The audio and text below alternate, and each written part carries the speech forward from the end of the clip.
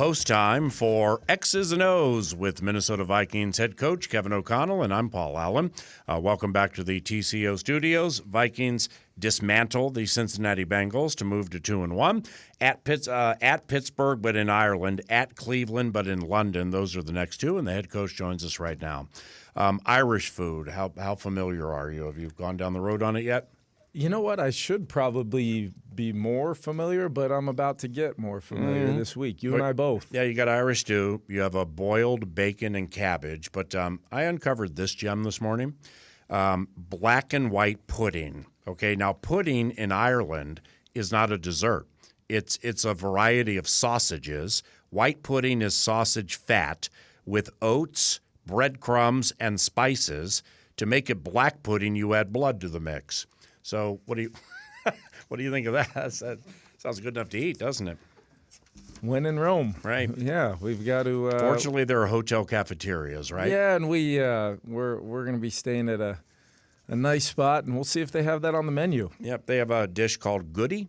It's called Goody. It's boiled bread in milk with sugar and spices, and supposedly it's designed for children or the elderly.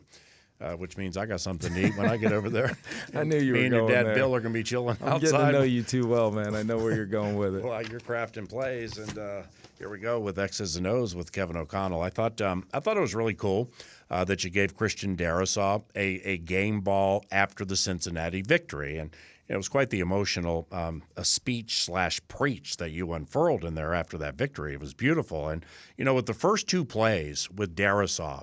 You saw him swallow up Trey Hendrickson in the first play. On the second play, frustrated him so badly, Hendrickson went to pushing after the play. Yeah. So I'm like, 2 plays into it, look at 71 roll. He's just so important, isn't he? Oh, man. I told him after our second touchdown run, really running, behind our O-line, but, CD with such a critical block on the play, I told him if there was ever any doubt of, what he means to our team, what he means to, that offensive line, that group as a whole, how we want to play as a team.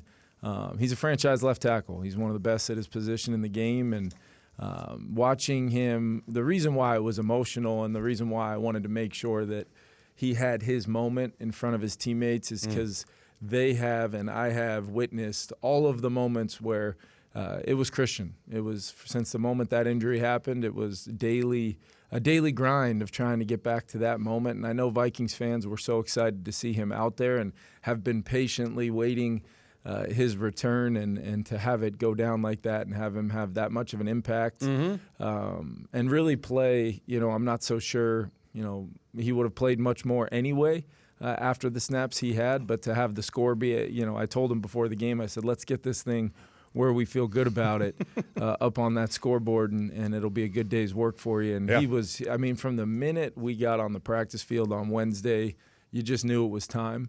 And that makes me feel good as the coach with the collaborative process with our trainers and medical staff, but most importantly with Christian and I and the relationship we have. He knows he can trust me. He knows that we're going to do right by him, and the timing was right. And although we would have loved to have him, for every snap we've played this season, I think we handled it right, and I think his performance put an exclamation point on it. Well, yesterday in your Monday press conference, you said, paraphrasing, but I'm pretty close here, that with Darrisaw playing helps, quote, his confidence, end quote, in the knee. Okay? So I found that to be fascinating and super open because it just kind of makes you think that this is a two-way street, right? Is that, you can have a staff to heal somebody, maybe even clear somebody, but if the somebody is, that's a two-way relational street there that establishes nothing but good when you get to the right answer, right? Yeah, and I think, for anybody listening, right now, I hope there's some folks listening right now, PA, but if you've ever been through anything, physical injury in your life, there's a huge chunk of it that's physical, the rehab, all those things, but let's not forget about the mental side of things. And our game is it's a violent game. You have to be able to turn it loose. You have to be able to completely play free to do your job, and especially as talented as Christian is, to feel great about going out there and executing his job and helping us win, which he absolutely did. Sometimes that last hurdle, is the confidence level that you have, and you've got to allow a player to work through that. In many instances, especially with how he had handled his rehab. He was ahead of schedule the entire time, and really all the way up until taking his snaps on Sunday, he still had a schedule from a big picture view with the significance of what that injury was. And I think he's just total credit to him. And that game ball was a long time coming and a huge moment for him, hopefully, because he deserves it. All about Christian. And to close here on this part of the Minnesota Moving Company, Donovan Jackson, yesterday, the final thing you went over with the injuries, not playing until maybe Philly. And I could just tell by listening to it from afar, I watched it back later, that you were super impressed with Donovan Jackson playing through that, whatever level of wrist pain it was, playing through it, knowing a surgery was, that mentally, you talk about mentally, that's tough. Yeah, and I think, the idea of a rookie going in there and a game coming off of the Atlanta game, which didn't go our way, and it felt like there was going to be, very little that could hold Donovan out of that game. But we wanted to make sure that he had all the information, his representatives, his family, they had all the information. And once it was determined that he could not make it worse, Donovan Jackson was going to play.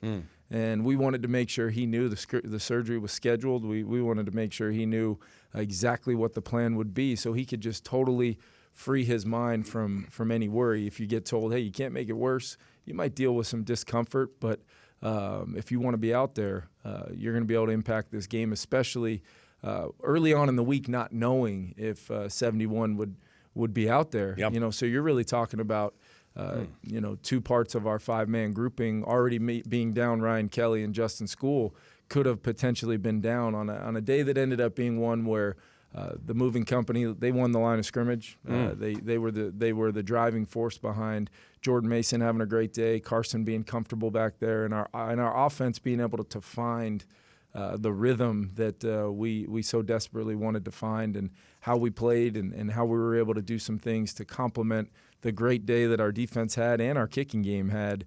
I thought that was an example of what we can strive to be on a week-in and week-out basis. It's hard to do in the NFL, but we captured the momentum in multiple ways, and from a fast start on offense to getting the turnover for the touchdown early on there, and then just rode that thing all the way to a big lead at halftime, and ended up playing every guy in a uniform besides Desmond Ridder, which is one thing where you're getting valuable snaps. Max Brosmer getting some snaps in there was phenomenal to see, as well as some of our other young players. Kevin O'Connell, X's and O's, KFAN 9 to noon from TCO Studios each and every Tuesday. Crowd loving it.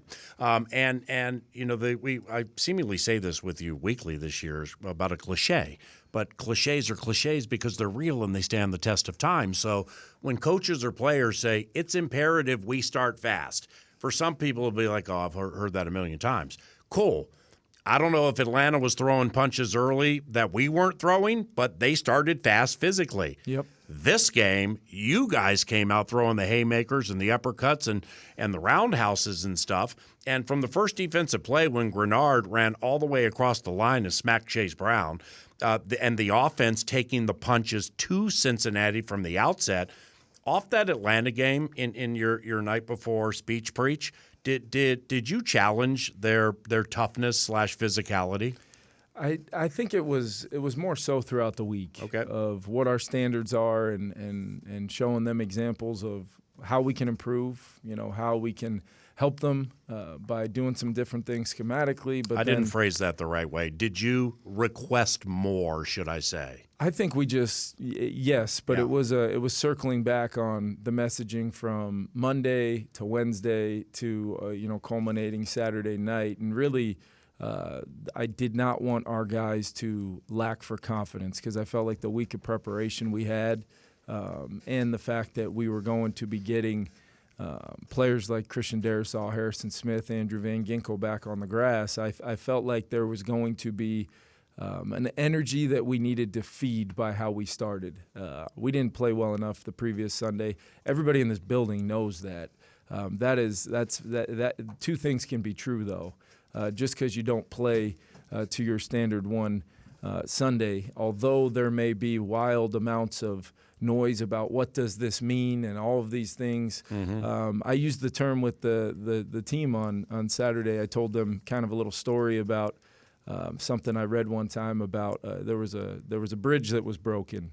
And the leadership, I don't want to get too far into it, but the leadership was, everybody was throwing out, hey, we might not be able to do this, or we might lose this battle. We might, how are we going to, can we use a boat? Do we need to transport via plane? And then the leadership just said, why don't we just fix the bridge? Yeah. And the message was, we got everything that we need in this room. We're going to be driven by the leadership of our team. We're going to be driven by playing all three units collectively as one, complementing one another. And we're going to do the things that we've preached here for a really long time about how to win games, being all about the ball, having a play style and our schemes come to life. That's where I thought there was an attacking nature to how we played on offense and defense. Yes, from out of the gate. From out of the gate that matched with what we were requesting from the players. And, I told them afterwards, they might have been looking at me funny in the moment, but it probably makes sense now. Yeah. And that's so awesome moving forward, I would imagine, because you can, and I'm sure you've probably done this, but you can take certain clips from things that didn't go the right way and, hey, see what happens when this happens? See what happens when this happens? Yeah. You know what I mean? And kind of layer it. And we're looking at it right now because there's still, you're as multiple people told me after the game, you don't seem happy or satisfied. Perfect game for a coach. And the thing for me was the penalties. Yeah. To me, if you take away the penalties in that football game, what could it have looked like at that point? We got the all-11 execution post-snap predominantly most of the day, but there were some things where there's no excuse of new players and new spots and all that, yada, yada, yada. Let's go out and eliminate those things and see what it looks like now when you pair that with all 11 guys doing their job every play. It's got a chance to be special. Yeah, Bursic, coaching linebackers here for 4 or 5 years. Like, towards the end of the broadcast, you guys are up $1 million. And I said to him, well, this is shaping up to be a perfect day for a coach. You're going to win the game. You're going to win it clearly so you don't have to sweat. But you have something to complain about in the meetings when you get back to kind of keep things even-keeled. You know what I mean? Yeah, complain is I very much take joy and pride in making our players aware of the path to improvement, even after a game like that. I understand. But yeah, PA, it was it's been a mentality, and the best thing about our guys is when you say things like that, they are sitting up in their chairs, nodding their heads. They know, they see the vision, and you pair it with the video that you show of all the things that went exactly how we planned and how we expected them to go. Without nerves, without anxiety. It was just about execution and trusting in what these players have built here. Speaking of coaches, and I purposely didn't ask anybody who exactly this was. This is just phenomenal because I know you watch the All-22, you watch each play, multiple times, end zone or sideline, correct? Correct. All right, so Isaiah Rodgers on the 87 to the house, all right? It's right in front of the Vikings bench. Who's the coach not watching the play, running 100 miles per hour down the sideline, pushing coaches back? I mean, MVP move and organization at its highest. Who was that? I don't know because Really? I was too busy running much less miles per hour, but I was running as well. Let's take a look. Are we going to break down the video here? Let's do this. Next week, we're going to be doing X's and O's at 5 in the evening London time. We're going to do it from an old library at a place called the Manor outside of busy London. Do teams joyfully accept overseas games or perhaps acquiesce to the league's requests? I think there's multiple ways you can look at it. You can look at it from a standpoint of why us, or you can look at it from a standpoint of, man, aren't we lucky to get this opportunity? And that's the way I look at it. And but you got the opportunity every year. We are not going to Cleveland in December. We are not going to Pittsburgh in November. We are not ultimately looking at this as anything more than a great opportunity to go find a way to win a football game in some circumstances we know well, specifically with the first game. Yeah, we're going to Ireland for the first time, but we've left on Thursdays before, gone out to Tottenham Stadium and gotten a win and come back and moved throughout our season from there, the difference is we're going to stay and we're going to have a normal week of preparation once we've adjusted completely to the time. And our players should be able to truly, knowing we've got the bye upon our arrival back to the United States, we absolutely will look at this as a great opportunity. And how about a chance to, in a day and age where once you get into the season, it is so difficult to find unique ways to team build. How about a chance to go away? It's summer camp in a lot of ways for 10 days, and hopefully you and the crew there with K-Fan, you guys can do the same, man. I expect to hear a report about the chemistry of the crew being sky high coming off this trip. Well, that'd be great, but I'm going to hang out with this coach that we're about ready to identify because I need this guy on my team. I think I know who it is. All right, so I now know. I've seen the clip. By the way, now. We're breaking down a play with a coach of the year, which is the bomb. So Browning gets smacked here, throws the ball to the right. Harrison Smith gets a finger on it. Finger on. Okay, it's this guy right here. Okay. Yep. That that's Joe DeStore right there, our strength coach. Oh, okay. That's who. Look at this. Shove. He's not even watching the play. He's pushing coaches. It's the bomb. And with me running right behind him, trying to stay on his heels right there. It looks like he's lead blocking for me. Notice he didn't down push the you. sideline. Well, I will tell you. We don't push the head coach. All jokes aside, I will tell you this much: the delay of game penalty we had in the Atlanta Falcons game when they held the snap and everybody was wondering what was going on because we had subbed. They had clearly had time to sub. Yeah. We had a player step on the field just trying to watch the action, and that's why the officials held the snap, which is the way they're supposed to do their job, totally on us.